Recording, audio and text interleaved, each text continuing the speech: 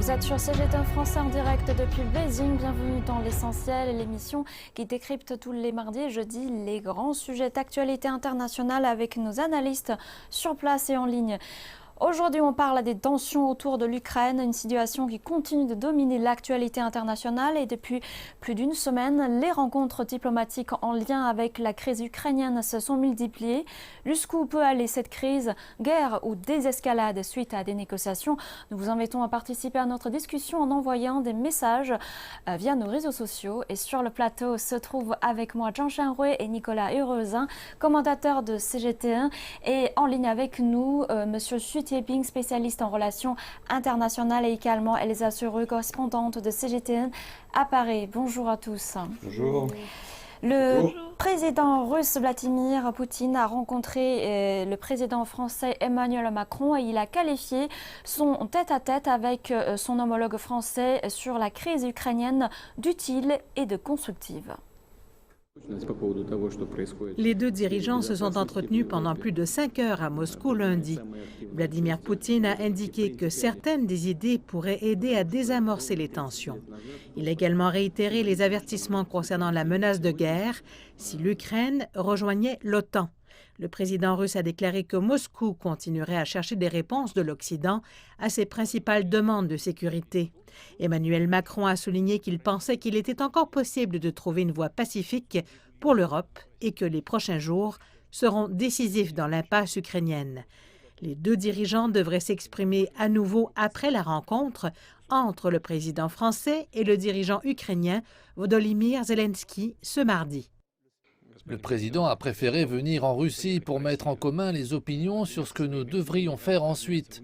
Et certaines de ces idées et propositions, dont je pense qu'il est trop tôt d'en parler, j'estime que ces idées pourraient constituer une base pour nos prochaines étapes communes. Nous avons eu une discussion qui a permis d'enclencher une série de propositions sur lesquelles je crois pouvoir dire qu'il y a des termes de convergence entre la Russie et la France. Donc, le président Macron a été reçu par son homologue russe Poutine à Moscou hier. Une rencontre très attendue. Quels sont les détails de cette rencontre? Alors, cette rencontre de 5 heures a été riche, mais après aussi été intéressant à résumer, puisque en ce moment, on rappelle encore la situation aujourd'hui. Il y a plus de 100 000 soldats russes à la frontière, entre la Russie et l'Ukraine. Alors, qu'est-ce qui s'est passé? Quels ont été les principaux sujets qui ont été abordés pendant ces 5 heures de discussion entre Emmanuel Macron et Vladimir Poutine? Alors, je l'ai résumé en 3 points. La première, ce sont les mesures de confrontation entre Russie et l'OTAN. Le deuxième point, le plus important, c'est la sécurité de l'Europe. Puisqu'en fait, durant les émissions précédentes où nous avons beaucoup parlé le rôle des États-Unis, le rôle de la Russie, nous avons également parlé beaucoup de la situation en ce moment aujourd'hui en Ukraine, mais nous n'avons pas vraiment abordé ce genre de sujet. Et aujourd'hui, quand on regarde les fils de ce qui s'est passé depuis 2 mois, l'Europe, en fait, n'a pas vraiment prononcé là-dessus, sur ce sujet. Eh bien, c'est l'occasion. Emmanuel Macron a rencontré Vladimir Poutine pour mettre en valeur et pour souligner l'importance de la sécurité de l'Europe et éventuellement, si possible, construire un nouvel ordre européen de sécurité. Et comment est-ce qu'on va les construire? Emmanuel Macron a parlé des mesures innovantes, mais pour l'instant, aucun média n'a vraiment délivré les informations concrètes. C'est-à-dire, pour l'instant, les mesures concrètes sont encore en discussion entre l'Europe, plutôt, je peux dire, entre l'Europe et la Russie. Et puis, le troisième point, c'est le statut de la Russie face à l'OTAN et face à l'Union européenne. Il ne faut pas oublier aujourd'hui comment est-ce qu'on va redéfinir le rôle de la Russie dans l'Europe, puisque Macron a souligné que la Russie reste un pays européen, donc lui, il a suggéré qu'on aborde tous les conflits et toutes ces discussions dans le cadre de l'Union européenne. Mais est-ce qu'on arrive à le faire ou pas? Alors, c'est une autre discussion, mais après, tout ce qu'on peut retenir, s'il faut retenir une seule information durant cette discussion de 5 heures, c'est effectivement que Macron voulait être le médiateur de l'Union européenne et il voulait, en représentant de l'Union européenne, pour parler à la fois à Poutine à Moscou et puis aujourd'hui à Kiev avec le président de l'Ukraine, Zelensky, de jouer bien son rôle de médiateur. Et en même temps, on a bien vu que le chancelier allemand, lui aussi, il a rencontré avec Joe Biden. Donc maintenant, on voit et on entend que c'est l'Union européenne qui parle, c'est l'Europe qui parle, et essayer de trouver leur propre rôle dans cette affaire. Oui, on sent que l'Europe commence à chercher un rôle de médiateur dans cette histoire. Elsa, est-ce que cette rencontre nous a apporté de l'espoir d'une désescalade?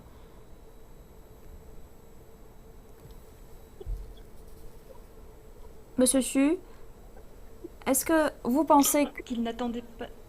Oui, on vous écoute, Elsa.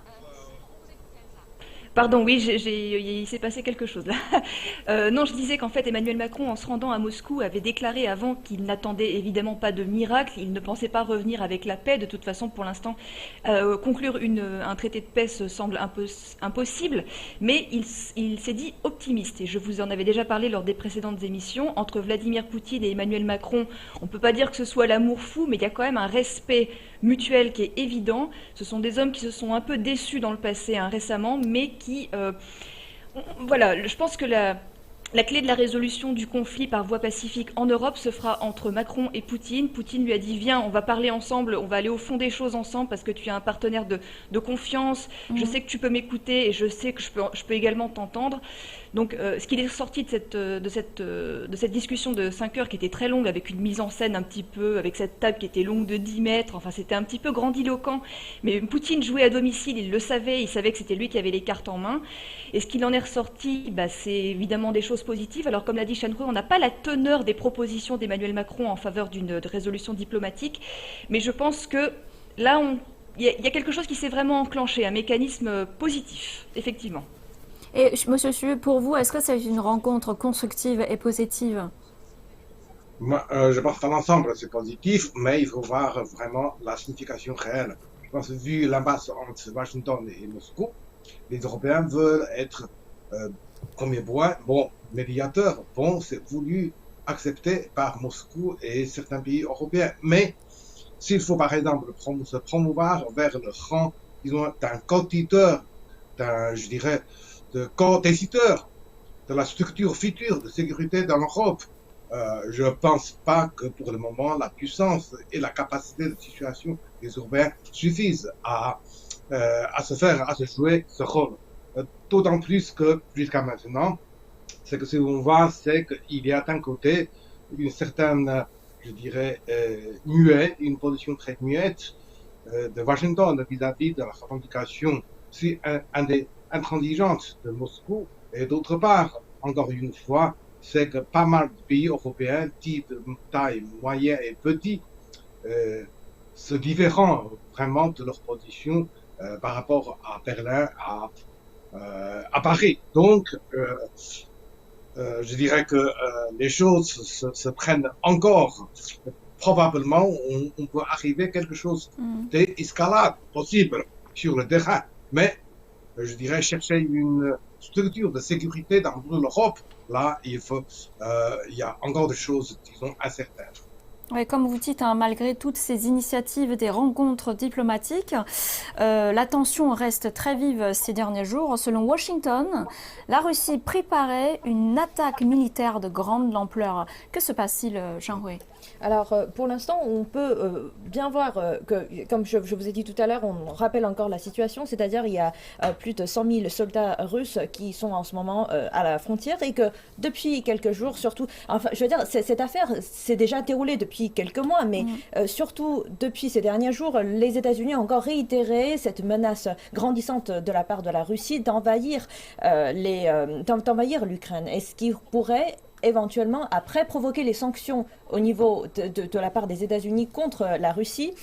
Donc après, Vladimir Poutine, lui, il a été très hostile là-dessus, surtout très hostile vis-à-vis aux paroles des États-Unis, puisque lui, il a qualifié, il a dit d'abord, en parlant avec l'OTAN et en parlant avec les États-Unis, que le souhait de la Russie n'ont pas été pris en compte par l'OTAN, c'est-à-dire de stopper cet élargissement de l'OTAN vers l'Est, c'est-à-dire d'empêcher d'une certaine manière l'Ukraine rejoindre l'OTAN. Et en même temps, il a également réitéré l'information que la Russie, pour l'instant, n'a pas l'intention d'envahir l'Ukraine, alors que les États-Unis, c'est plutôt le contraire, comme le parole qu'ils tenaient depuis surtout une semaine. Donc, nous avons l'impression, c'est-à-dire que les États-Unis ont toujours réitéré ces informations, ont toujours réitéré l'intention de la Russie d'envahir l'Ukraine, ce qui en effet est en train de créer des tensions à la fois à l'intérieur du pays, l'Ukraine, et en même temps aussi de créer des tensions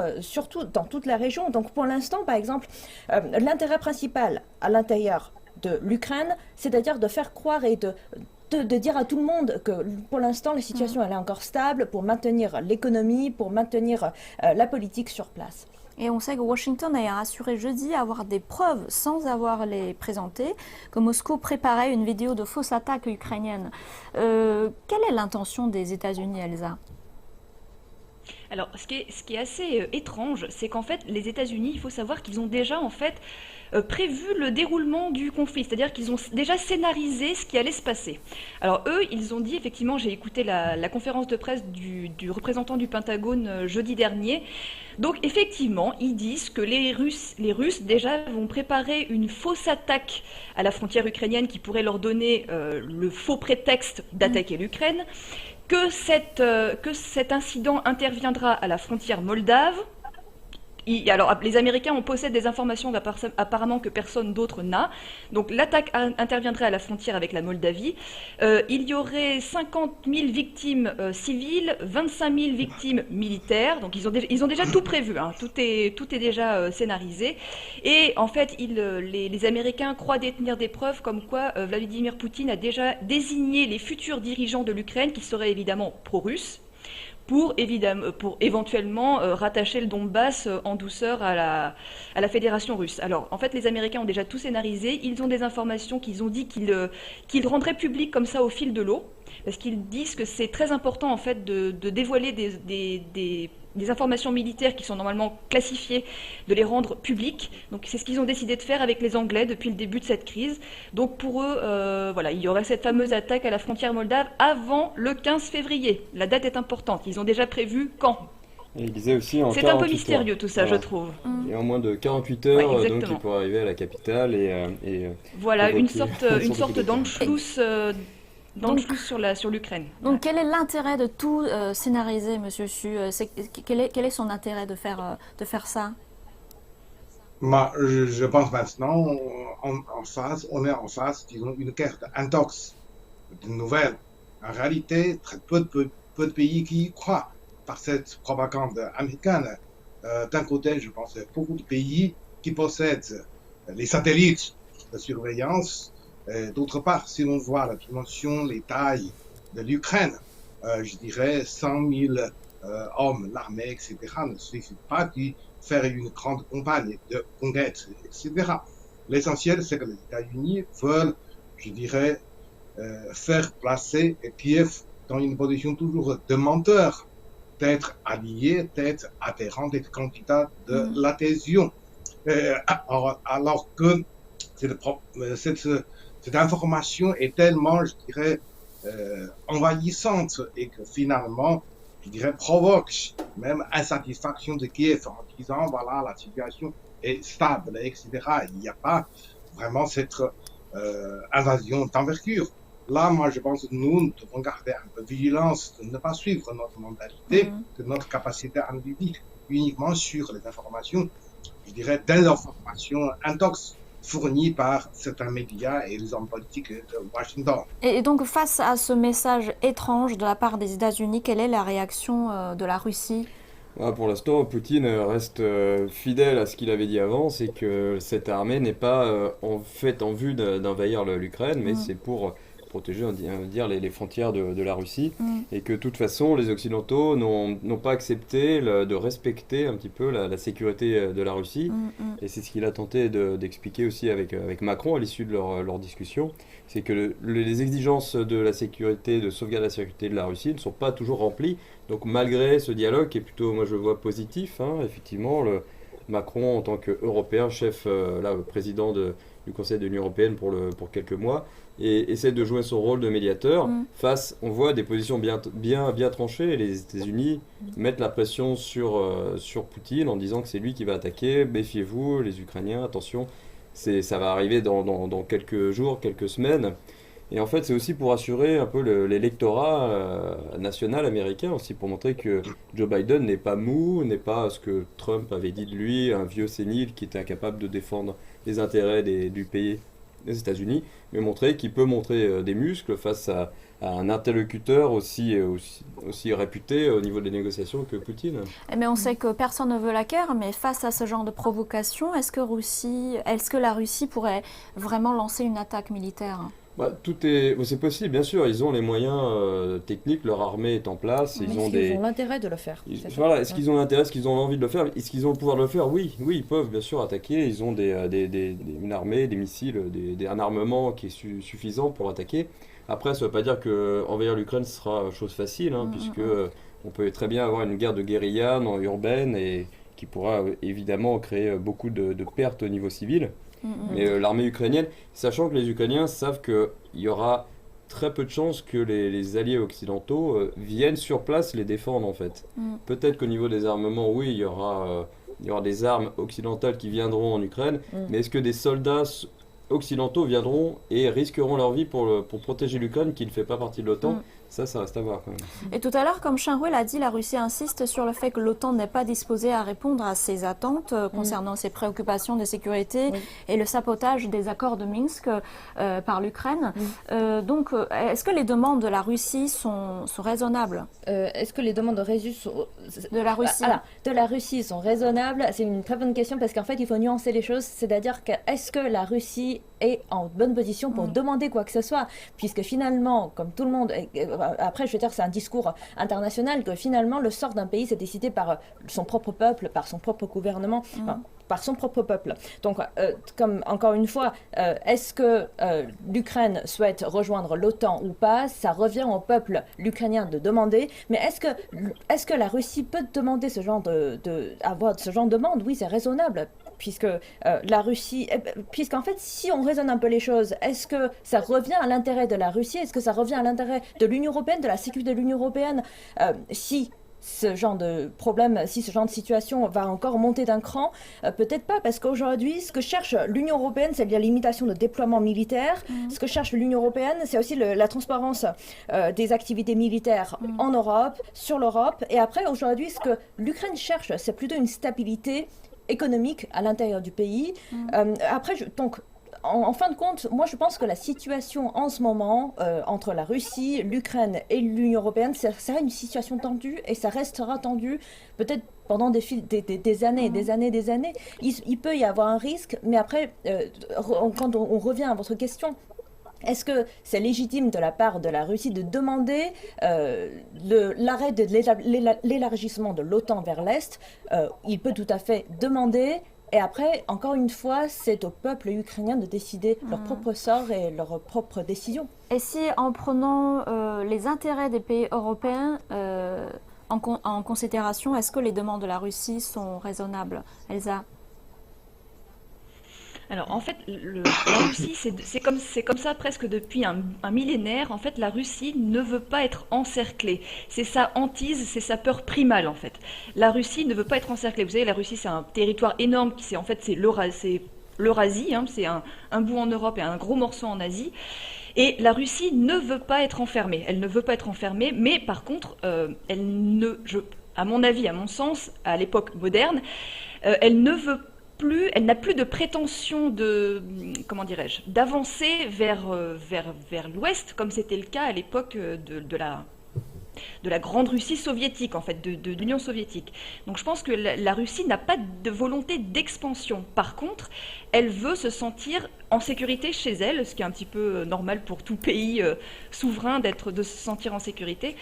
Donc, est-ce que ces prétentions sont raisonnables, comme disait Shinrui? Oui et non, en fait. Et le problème, c'est qu'elle a raison sur le statut de l'Ukraine. Ce sont aux Ukrainiens de décider ce qu'ils veulent pour leur pays. Et la Russie, par contre, exige des garanties écrites, comme quoi l'Ukraine et également la Géorgie. On parle peu de la Géorgie parce qu'en fait, pour l'instant, c'est pas vraiment à l'ordre du jour, mais c'est vrai que la Géorgie, c'est le berceau de Staline. Donc, je vois mal la Géorgie rentrer dans l'OTAN sans que la Russie bouge le petit doigt. Je pense que ça lui ferait très mal. Mais voilà. Donc, en fait, je crois peu à une volonté d'expansion de la Russie. La Russie veut être en sécurité chez elle et c'est ça qu'elle veut comme garantie. Et elle veut Donc aussi, elle voudrait pardon. renégocier en fait. Voilà. Elle Ouais. veut aussi, pardon, Oui, vas-y, Elsa, vas-y, je te laisse finir. elle veut aussi revenir aux accords de Minsk, hein, qui d'après Poutine, C'est d'après ça, la ouais. Russie, Mm. dit qu'en fait l'Ukraine ne respecterait pas ces accords. D'un côté ukrainien, on dit que c'est la Russie qui ne respecte pas les accords. Donc on est un peu entre les deux là, entre qui va faire le premier pas. Mm. La Russie dit qu'elle ne fait pas partie du conflit, qu'elle est une sorte voilà de médiateur entre les séparatistes pro-russes et l'Ukraine. L'Ukraine dit que la Russie non appuie les séparatistes pro-russes et qu'elle a un vrai rôle à jouer, qu'il faut qu'elle retire ses armes, retire son armement, son soutien aux milices pro-russes. Et la Russie dit organiser très rapidement des élections locales pour un petit peu pour que ces milices, ces régions, pardon, ces républiques entre guillemets séparatistes, puissent exprimer cette volonté, voilà, de retrouver une sorte de semi-indépendance, une forme d'autonomie et accepter-les comme ça. Et c'est vrai que entre les deux, qui va faire le premier pas? Est-ce que c'est Kiev qui va accepter une certaine autonomie de ces républiques avant le retrait des armes, ou est-ce que la Russie va retirer ses armes avant d'être sûr que le gouvernement ukrainien va accepter cette autonomie des régions pro-russes du Donbass? C'est ça en fait l'objectif de toutes ces négociations. Et en parlant des accords de Minsk, quelle est la position de la Chine là-dessus, Monsieur Su? D'abord sur la question précédente, je vais ajouter seulement quelques mots. D'une part, je dirais que oui, si on voit la trajectoire de l'évolution géopolitique de l'Europe, il est clair de voir qui s'avance, de quel côté il s'avance, l'OTAN, l'Amérique, et de l'autre côté, qui est dans un point de vue de recul depuis 30 ans. C'est la Russie, premier. Et deuxièmement, je pense que pour l'Ukraine, le choix de l'Ukraine, il ne faut pas oublier, c'est l'Ukraine, c'est un membre, c'est un fils de la famille slave, du point de vue de la civilisation, de langue, de ethnie, etc. Et aujourd'hui, rechercher sa sécurité, c'est tout à fait légitime, mais pas sur, je dirais, pas à l'encontre ou disons sur, je dirais, la victime des autres. Là, moi, je pense que le choix de l'Ukraine est décisif dans ce genre de conflit. Concernant la Chine, je pense que si on voit tout à fait la déclaration commune, un communiqué commun entre la Chine et la Russie, la Chine s'exprime, c'est que comprend la revendication, je dirais, de la Russie concernant la sécurité. Et deuxième, c'est qu'elle s'affirme très clairement, elle ne souhaite pas, disons, un certain élargissement de blocs politiques, économiques et géopolitiques. C'est-à-dire que l'OTAN ne doit pas faire plus de, je dirais, encore des avancements, élargissements. Et concernant, je dirais, les choix concrets, je dirais, les revendications de la Russie, le déploiement, les main-d'œuvre militaires, etc., ça, on n'a pas dit, je dirais, de mots concrets sur ce genre de choix. Moi, je pense que, de notre point de vue, c'est que le jeu géopolitique, les alliances de blocs, ça fait, disons, une partie, disons, du passé, la mentalité de la guerre froide, etc., le jeu antagoniste par les blocs. Là, maintenant, c'est que dans le nouveau siècle, alors il faut, je dirais, chercher, je dirais, construire une humanité du sort, du destin partagé. Il ne faut pas revenir que ce type de logique revienne sur, je dirais, sur le terrain. Et on a beaucoup parlé de la position des États-Unis, de la Russie, de l'OTAN, et finalement, comment Kiev considère ce risque de conflit militaire? On l'avait dit un petit peu en passant, hein, c'est que le gouvernement ukrainien considère qu'il n'y a pas de menace vraiment proche et réelle, hein, en disant que pour l'instant c'est plus on prévoit, c'est potentiel, mais qu'il ne faut pas non plus s'alerter tout de suite, bien qu'évidemment il prépare sa population à quelque chose qui peut arriver. Alors moi j'avais noté par exemple une phrase du conseiller du chef de l'administration présidentielle ukrainienne, qui s'appelle Mikhailo Podolyak, et qui a dit « Les chances de trouver une solution diplomatique pour une désescalade sont considérablement supérieures à la menace d'une nouvelle escalade. » Donc voilà un peu ce qui résume la position de Kiev. Donc peut-être c'est que le réel, c'est qu'on trouve par exemple un certain arrangement provisoire, ou plutôt par exemple une base de structuration de sécurité réelle en Europe à long terme. C'est là, je dirais, qu'on voit le résultat de ces diverses multiples navettes chef diplomate entre plusieurs capitales. Et